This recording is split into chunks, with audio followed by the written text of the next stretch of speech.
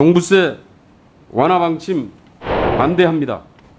아마 노무현 전 대통령께서 이 사실을 아시면 통탄하실 것입니다.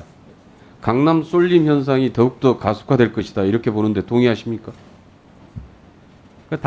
단순히 과거보다 이렇게 올라가는 부분은 그런 요인이 있을 수가 있습니다. 예. 국민은 누구를 믿어야 됩니까? 무책임하고 저급한 정치에 대해서는 저는 동의할 수가 없습니다.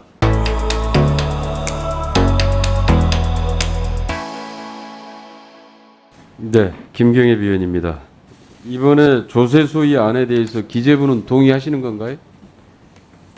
예. 기재위 논의 결과를 정부는 존중합니다. 존중만 하는 겁니까? 적극적으로 동의를 하는 겁니까? 예, 동의합니다.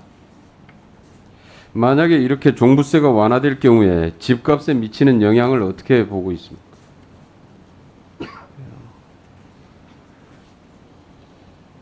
그러니까 이 요인도 있을 수 있을 거고, 뭐 전체적으로 여러 가지 요인들이 복합적으로 작용을 해서 결론이 날 것 같고요. 평가를 해보셨나요?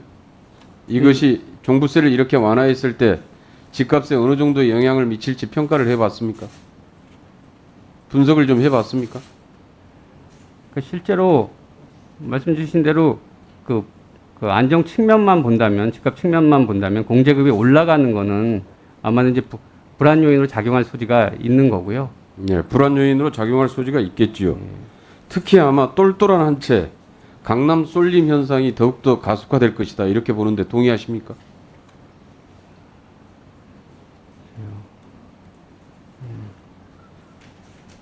그럴 거 아닙니까? 단순히 과거보다 이렇게 올라가는 부분은 그런 요인이 있을 수가 있습니다. 예. 종부세는 부유한 국민들에게 세금 조금 더 걷겠다는 정도의 단순한 개념의 조세가 아닙니다. 부동산 공평과세, 불로소득을 환수해서 생산수단 간 분배의 평등을 기하고 투기 수요를 억제시켜 부동산 가격도 안정시키는 일종의 교정과세로서 매우 효과적인 정책 수단입니다. 이러한 종부세를 무력화시키기 위해 보수정부와 기득권은 세금 폭탄 또는 징벌적 과세라는 오명을 씌워서 선동하고 법안을 누더기로 만들어 왔습니다.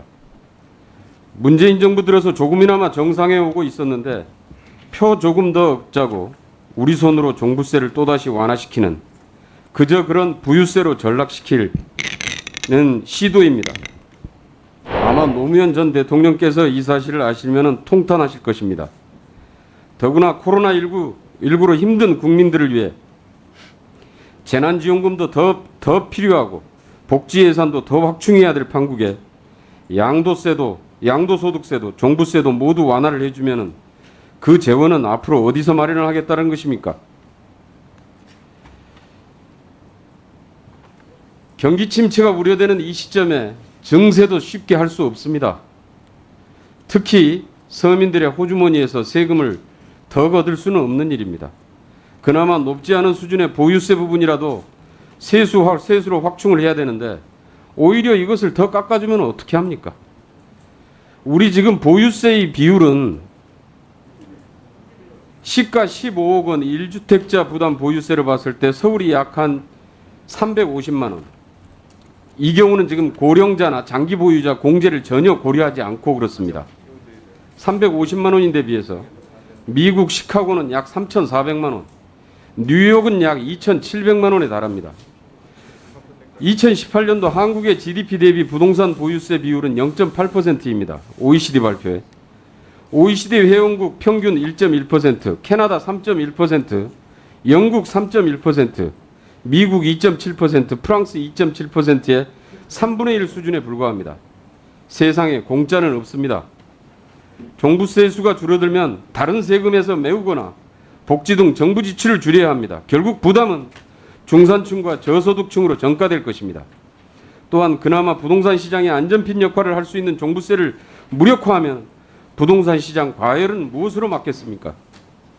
세금 깎아주고 표를 사겠다는 야당 주장에 맞서지는 못할 망정 세금 깎아주기 경쟁이라니. 그로 인한 민생 파탄의 책임은 누가 집니까? 국민은 누구를 믿어야 됩니까? 이렇게 탐욕에 부응한 무책임하고 저급한 정치에 대해서는 저는 동의할 수가 없습니다.